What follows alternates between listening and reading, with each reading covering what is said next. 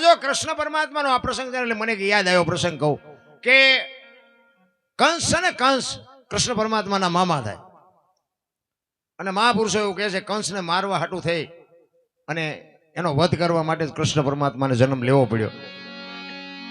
પણ એની પહેલાની વાત શું છે કે કંસ છે ને એ મા દેવકી અને મા વસુદેવ મહારાજ આ એના બેન બનાવીને બાપુ એટલો બધો પ્રેમ કરતો હતો ને કે એની કોઈ સીમા નહીં. જો કે મારી વાત કોઈ માનવા તૈયાર નહોતી, પણ મેં સાંભળેલી વાત છે એક સંત પાસે એ કે કંસ ખોટો હતો, પાપી હતો, બધી વાત બરોબર, પણ એના બેન બનાવીને બાપુ એટલો બધો પ્રેમ કરતો હતો ને કે એની કોઈ સીમા નહીં.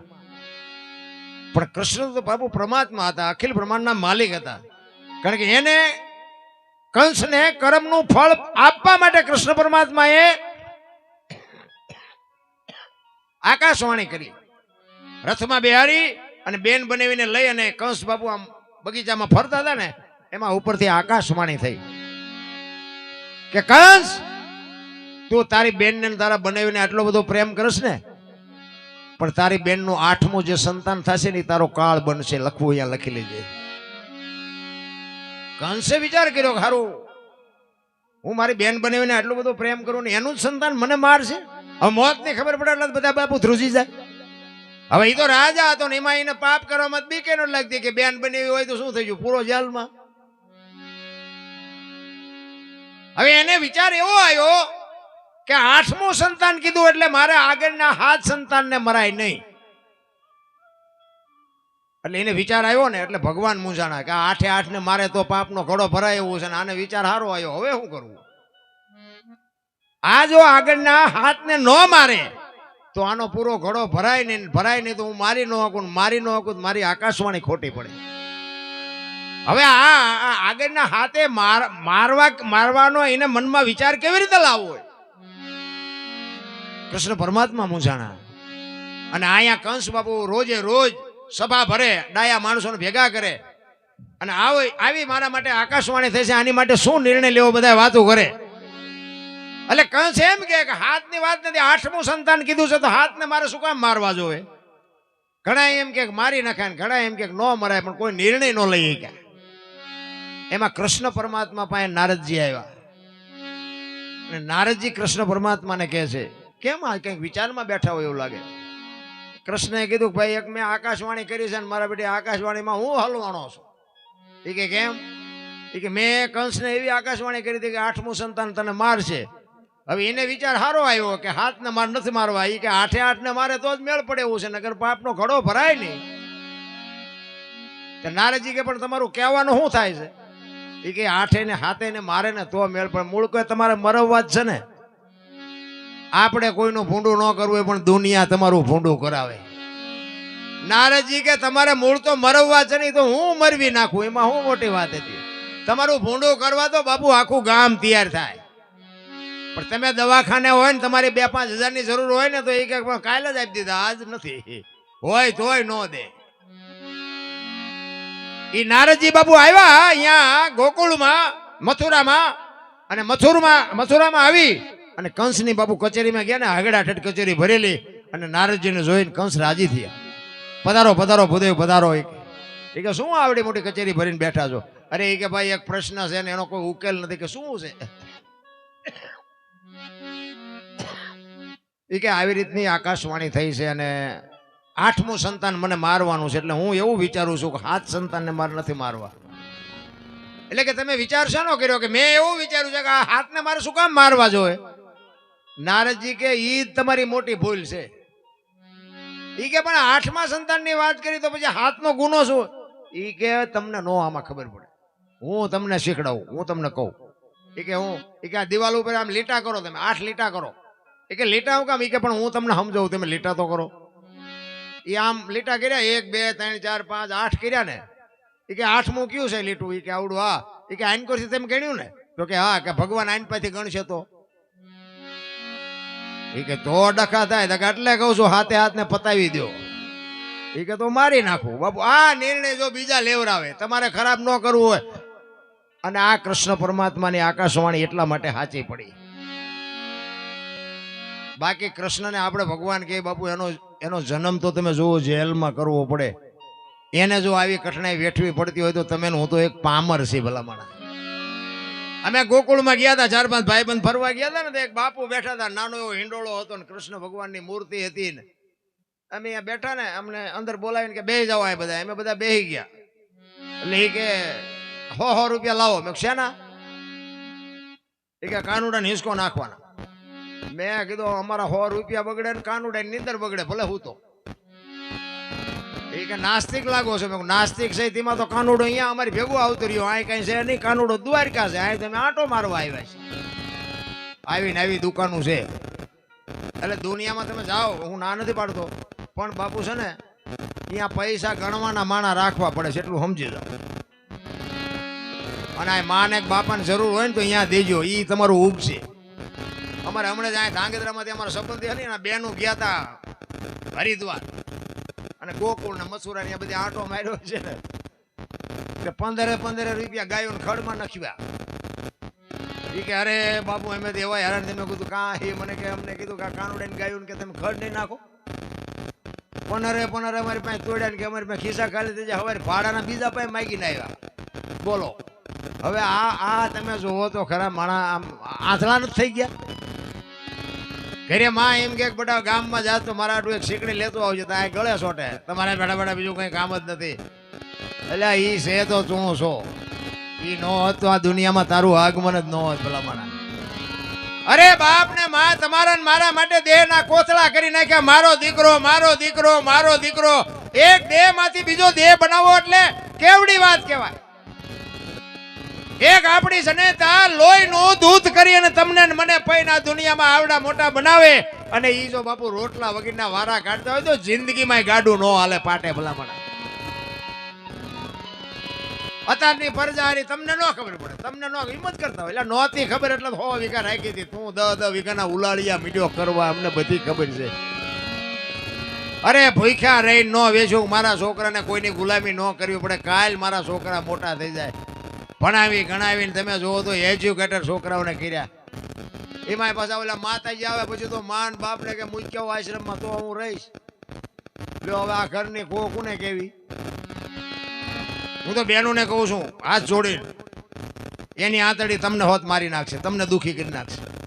આ મારી અંગત સલાહ છે. હું તો તમે મને દીકરો ગણો, ભાઈ ગણો, જે ગણો હોય, પણ હું તો હાથ જોડીને કહું છું, એ જીવાય એટલું જીવવાનું નથી, પણ 2 ટાઈમ સારો રોટલો દેજો.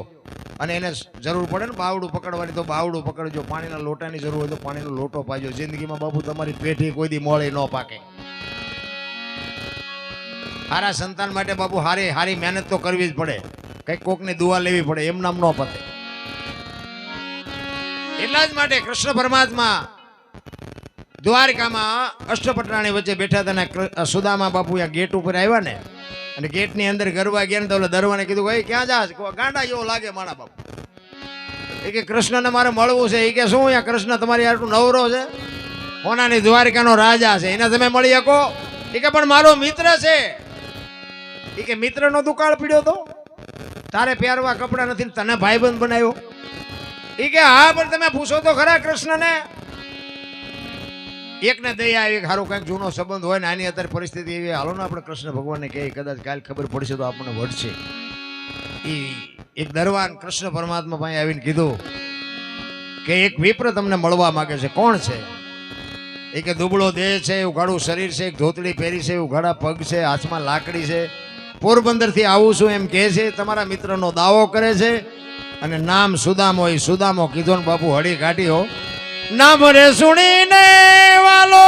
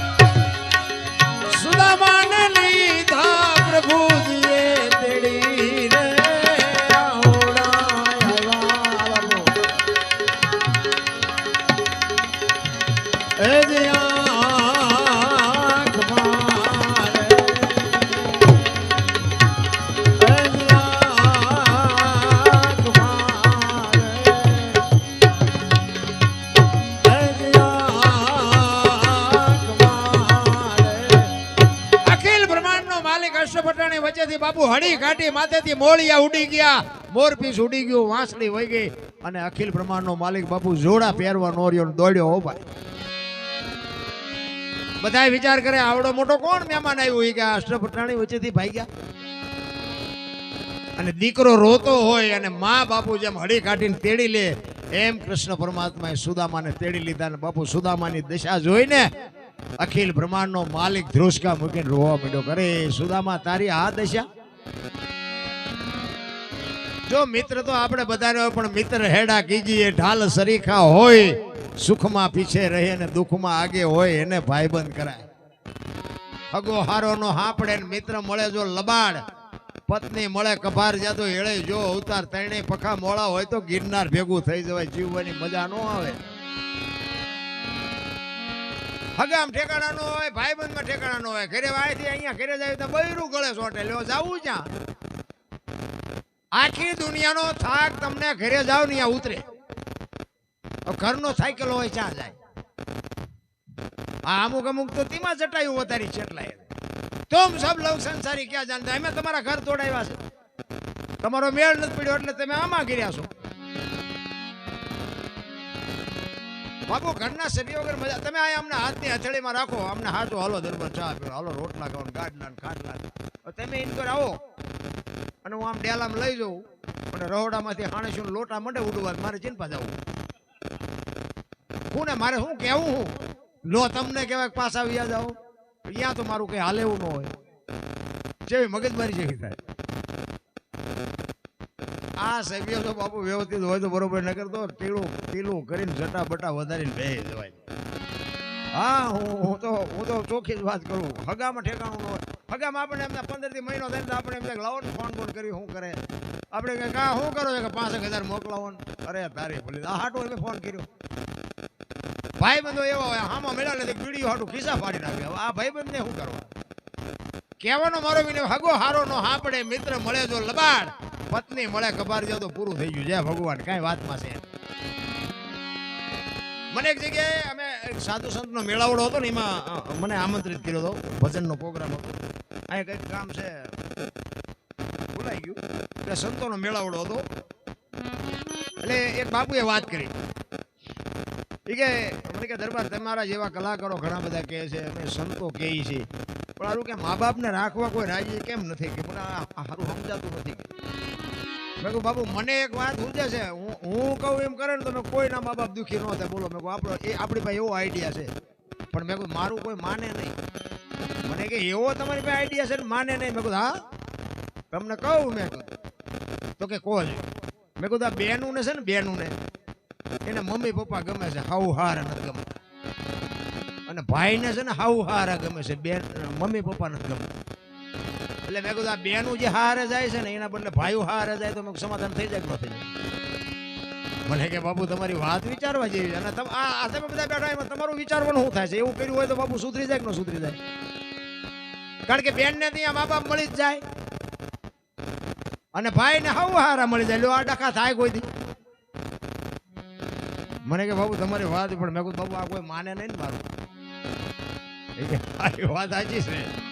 મેં કીધું આ જ પ્રશ્ન છે, બીજો કોઈ બેન હોય ને, બેન બાપુ લગ્ન કર્યા પછી 50 વર્ષ થયા હોય ને, 50 વર્ષ એના હારિયામાં કોઈ ગમે કંઈક હોય ને તો અમારા બાપા જેવું નહીં, અમારી મા જેવું નહીં. હવે એ કોઈ નથી અહીંયા આવવાનું. આ રહ્યું એ તારું છે, હું કામ ને લોહી પીવા નહીં.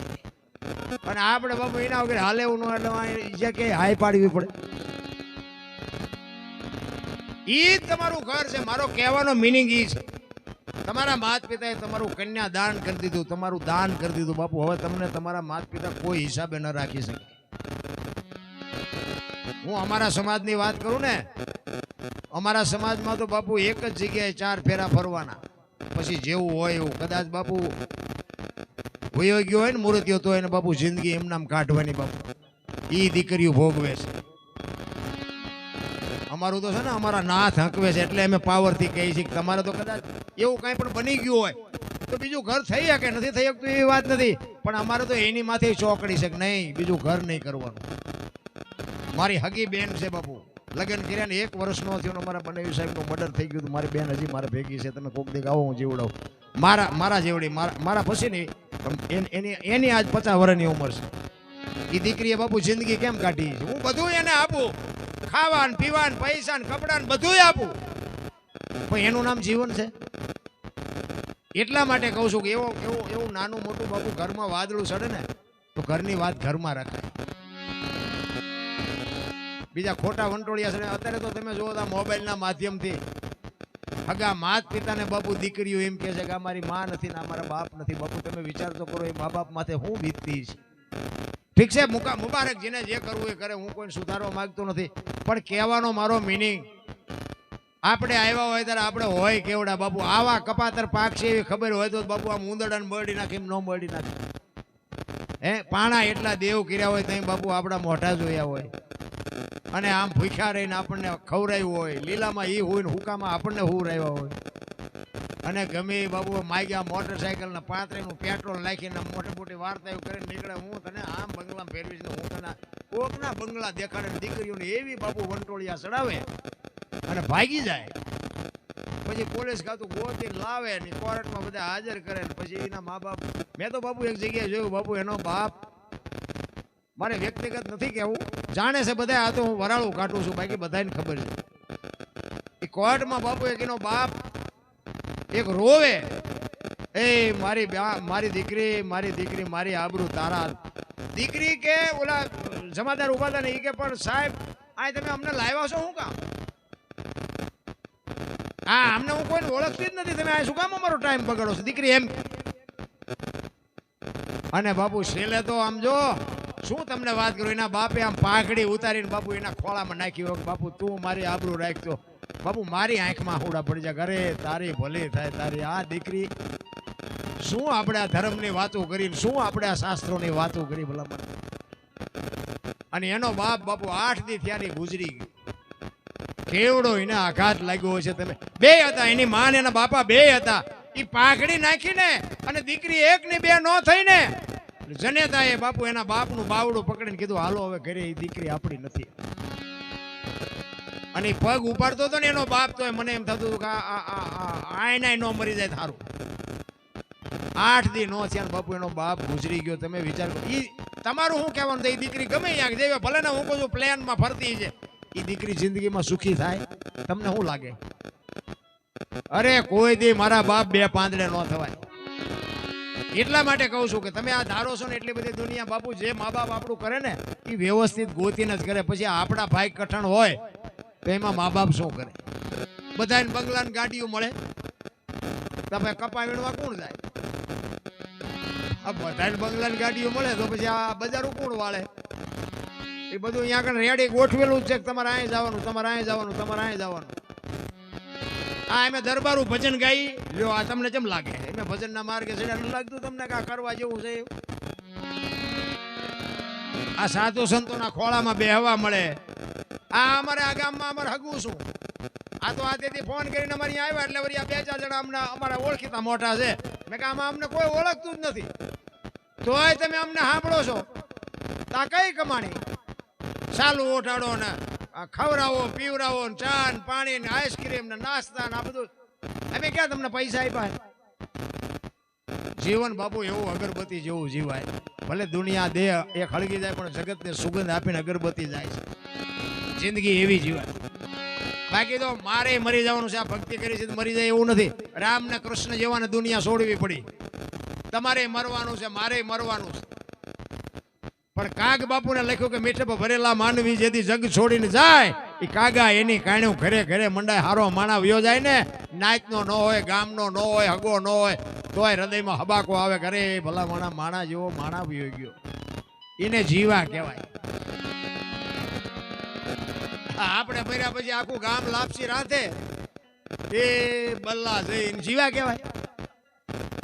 અને જાજો ભાગ એવી બલ્લાયું નથી ગામો ગામ. અમારે તો અહીંયા છે એકે ગામ બાકી નથી. અમે તો બધે જાય છે ને. આ જો સમુદ્ર મંથન થયું ને એમાં બધી હારી હારી વસ્તુ નીકળી હતી કે એ બધું હીરાન માણેક ને હેરાવત હાથી ને કામ તેનું ગાય ને પોખરાજ ને આન તેર બધું અમૃત ને બધું ઘણું બધું નીકળ્યું હતું એવું કહે છે. મેં કીધું હતો નહીં હું અહીંયા, પણ આ બધું મેં સાંભળેલું. એમાં છેલ્લે બધા હારી હારી વસ્તુ બધા લઈને વ્યાઈ ગયા. છેલ્લે ઝેર ને કોડા 2 વધ્યા. ભોળાનાથ આવ્યા શિવ શંભુ અને અહીંયા આવીને કીધું એ કે કાંઈ વધ્યું છે એ કે ભોળાનાથને કીધું આ ઝેર ને કોડા બે એ કે ઝેર લાવો અને ઝેર બાપુ એવું હતું ને કે ધરતી ઉપર પડે ને એક ટીપું તો ધરતી ફાટી જાય એવું છે. ભોળાનાથ કે લાવો ઝેર મારે હાલશે કંઠમાં રાખીને નીલકંઠ કહેવાય ગયા. પછી કે આ કોડા એ કે ના ઝેર બીજું એટલે કોડામાં નથી તો કે એવા કોડાનું શું કરશું એ કે એ તમારે કરવું એ કરો એ કે તો હેલિકોપ્ટર નાખીને કે ગામે ગામ ફરી લઈ તો ભજનમાં જાય ને ચક્કે 2 ચક્કે 5 અમુક જગ્યાએ જાય ને આપણે એમ કે અહીંયા મારા દીકરાનું આ હેલિકોપ્ટર ઊંધું નહીં પડ્યું હોય ને અરે જીવન મળ્યું. હું તો એમ કહું રાતે 2 વાગે તમારા ઘરે આવો અને તમારી શેરીનું કૂતરું તમને જોઈને જો પૂંછડી ન પટપટાવે તો મરી જવાય. ભલા મને કૂતરું તમને નથી ઓળખતું, દુનિયા શું ઓળખે હે?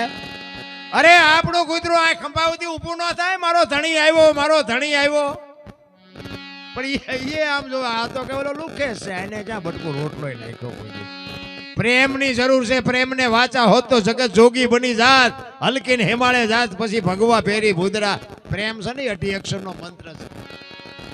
પ્રેમમાં જ આ પરમેશ્વર જેની ઝૂંપડી આવ્યો ને બધા પ્રેમથી જ આવ્યો છે. સુદામાની પાસે આવ્યો, નરસિંહ મહેતા પાસે આવ્યો, જલારામ પાસે આવ્યો, મોરધ્વજ રાજા પાસે આવ્યો, શિબી રાજા પાસે આવ્યો, સગાળસા પાસે આવ્યો, બધાની પાસે આવ્યો પણ પ્રેમથી કોઈ રૂપિયા નથી ખવડાવ્યા. પ્રેમ હશે ને મારા નાથને તમારી ઝોપડી સુધી આવવું પડશે ને આવવું પડશે. એટલે કહું છું જગતને તમે પ્રેમ આપ્યો હશે તો જ જગત તમને પ્રેમ કરે. તમે દુનિયાને ગાળ્યું દો દુનિયા તમને પ્રેમ કરે. તમે ગાળ્યું દો દુનિયા તમને ગાળ્યું જ દે. પ્રેમ જોતો હોય તો પ્રેમ આપવો પડે. બસ આ હામે હામો હિસાબ. કૃષ્ણ પરમાત્મા સુદામાને તેડી અને બાપુ સિંહાસન પાસે લાવ્યા ને. હવે હોનાની દ્વારકાનો રાજા એનું સિંહાસન કેવું હોય? એ હોનાના સિંહાસન ઉપર સુદામાને બેહાડ્યા હો. સુદામાને વાઈઠો લોહી નો લે એને કે બૈરન નો પગાણું નાઈને કે જો મારો વરઘોડો કાઢ્યો. તમે જોવો હવે આપણે વાડીએ નાકા વાળતા ગયા હોય પછી કોઈક સોફા સેટમાં બેહારે આપણને કીડ્યું જેવી ચડે. હવે સુદામાને બાપુ કપડાય નહીં, પૂરા જોડા નહીં, નાયેલો ધોયેલો નહીં. હવે ને એ હોનાના સિંહાસન ઉપર બેહાડે તો સુદામાની દશા કેવી થઈ? મનમાં એવો વિચાર કરે કે આ બૈરન ન પોગાણું બૈરન. હવે આમાંથી મને આ ચારે છોડે.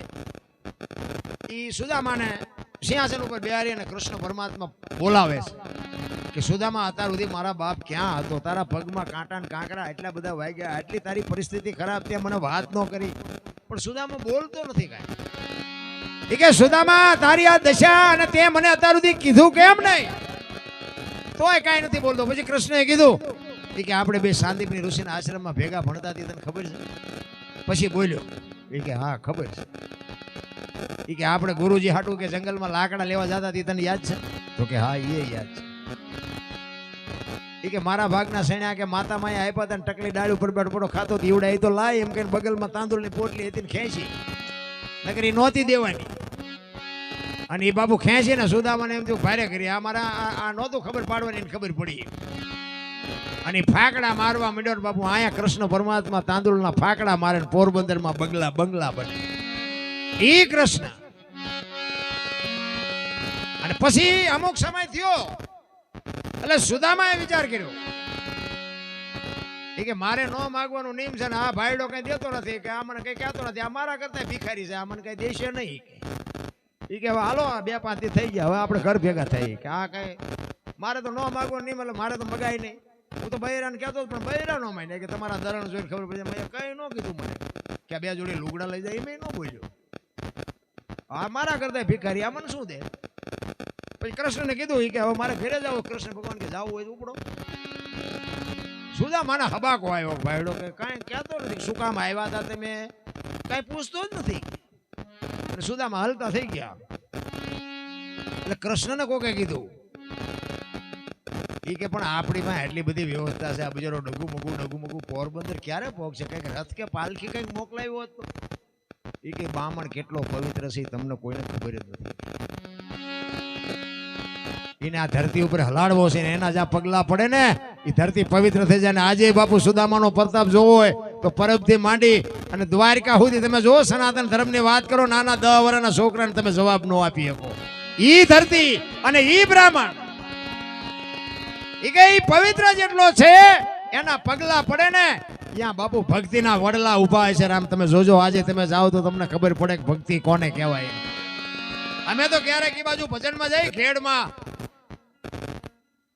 ભજન શું કહેવાય બાપુ, જેવું તેવું ગવાય નહીં.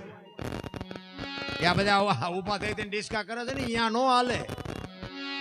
અહીંયા તો સંતવાણી જ હાલે બાપુ. આમ આંકડિયા થઈ જાય ભજનના પ્રેમી હોય ને, બંગાહુ નો આવે ને સુરત નારાયણ ઉગે બાપુ. અહીંયા એ બાજુ ભજનની મજા અહીંયા આવે. રામ ઠીક છે. અહીંયા તો બધા બાપુ, હું તો આ ઝાટકીને કહું છું એટલે મને બધા બોલાવે. હા, હું તો એમ કહું કે આમ હાલજો ચોખીને ચડવા. તમે દારૂ પીતા હું ના પાડું, ન પીતા ભાઈ. પીવો મારા બાપના 4 રૂપિયા, પીવાય નહીં, આ નો કરાય. તમે બઠા થઈને પીડ્યા હોય ને કોઈ એમ કહે કોણ પીડ્યું હોય, તો નામ તો માનું બાપાનું જ આવવાનું, બીજા કોઈનું. ત્યાં ફલાણા બાપાનો, ઓલા ફલાણા ભાઈ નો એમનો છે. એ મા બાપ માથે શું વીતે. આબરૂ અને સંસ્કાર બજારમાં મળતા હોત ને તો પૈસા વાળા આપણા હાટું કાંઈ ન વધવા દે. માના કોઠામાંથી જ બાપુ સંસ્કાર મળે, બાકી જે ભગવાન કશું ન મળે. અને પૈસાથી જો મળતા હોત ને તો આ પૈસા વાળા ઉભા વાહડા જેવા ન રખડતા હોત. પૈસા વાળા છોકરા જો 40 વર્ષના કોઈ દીકરી નથી દેતું. શું ભણી ગણીને કરવાનું? સંસ્કાર તો બાપુ માના કોઠામાંથી મળે, એને કહેવાય. એટલે છેલ્લી ઘડીમાં કાક બાપુ કહે છે, કાક કે ઘણા દી વિદા માગી વિપ્રે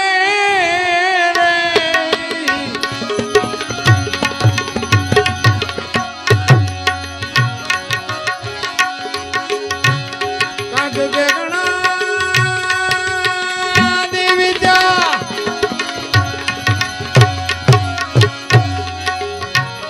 માગી વિપ્રે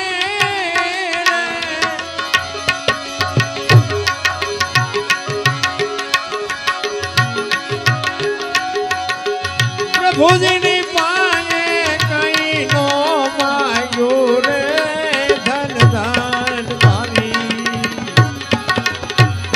અરજદાર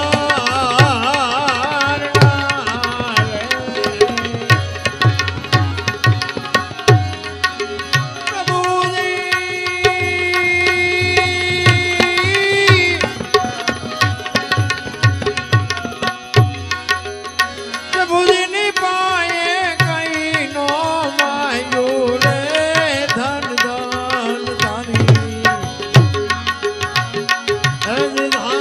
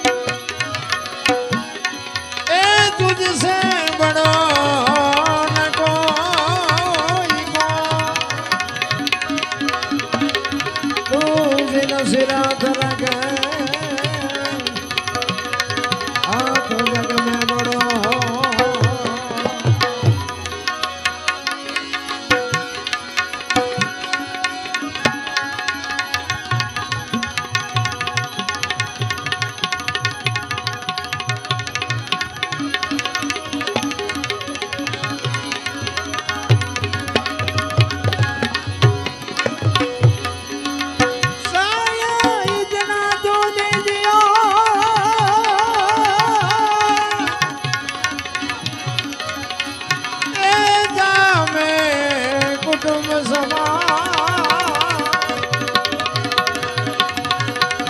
मैं भी भूखा ना रहूं मेरा संग